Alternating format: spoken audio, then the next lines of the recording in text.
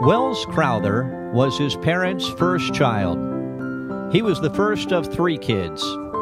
One day when he was a boy, he asked his dad about the handkerchief he always seemed to have in his pocket when the family went to church. His dad asked him if he wanted one. Welles did, and so his dad gave his son his own red bandana. Welles became attached to it. He went everywhere with it. No one can ever remember seeing him without that red bandana. As Welles grew up, he played hockey and lacrosse. He wore his bandana under his helmet or jersey. He even had it with him as he graduated from high school and college. He said he carried it with him to remind him of his dad. After college, Welles took a job working in the investment industry. He moved into New York City and began working at the World Trade Center. His desk was on the 101st floor of one of the towers.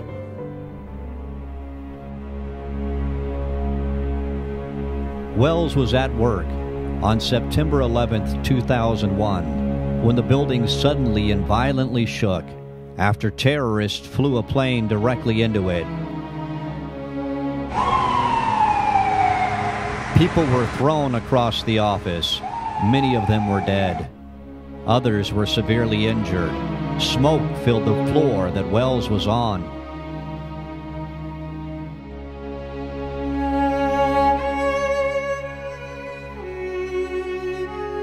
What happened next is described by a woman working a few floors below where Welles was. She had never met him.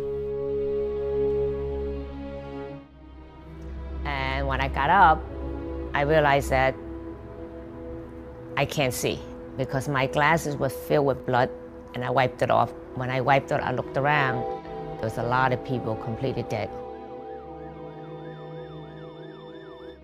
Then all of a sudden, we saw a young man come out of nowhere.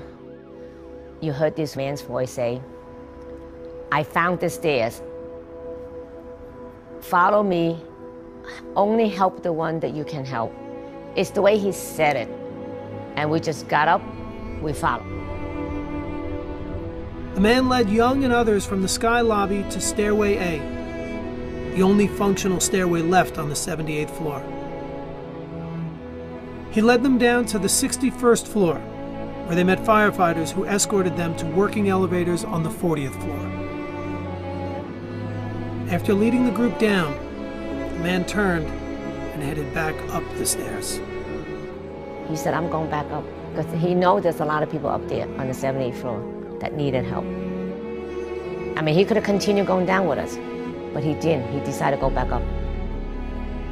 The man climbed 17 floors, returning again to the burning sky lobby. There he found other survivors.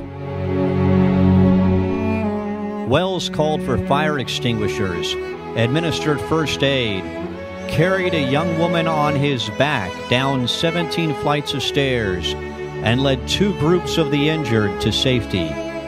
He stopped for a moment to call his mom. She didn't answer, so he left this very brief message. Mom, this is Welles. I want you to know that I'm okay.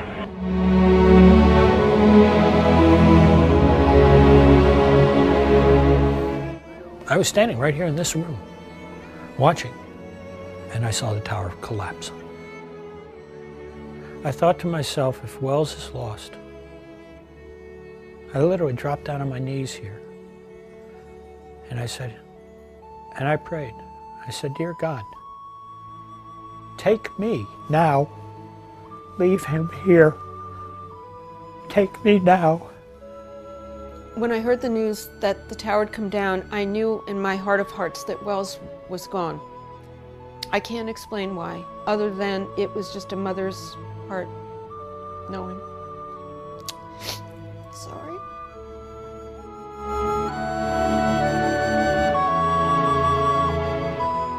Six months after the towers collapsed, crews digging through the wreckage found the body of Welles Crowther. It was fully intact, with no burns.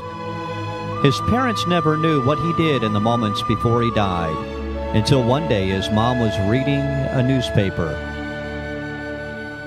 She came across survivors describing a man who saved their lives. They described him as a mysterious man wearing a red bandana.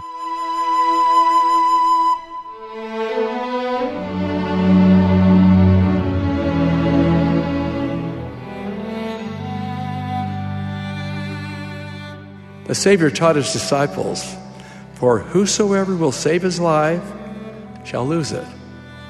But whosoever will lose his life for my sake, the same shall save it." I believe the Savior's telling us that unless we lose ourselves in service to others, there's little purpose to our own lives. He's the one who healed the leper and who brought the dead to life. He's the one who fed the hungry and who gave the blind their sight. He's the one who walked on water, then he brought them safe to shore. And whenever you may need him, he's the one you're looking for. So let him in, and he will take away your pain. When you feel his love, you'll never be the same. Come unto Christ, come unto him, and by his grace be made holy again. He's calling your name, he's waiting for you with arms open wide.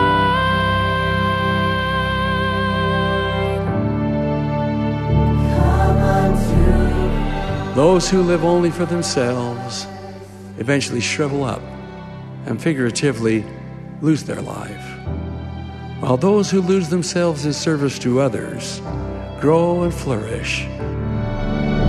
He's the one who taught forgiveness and who showed a better way.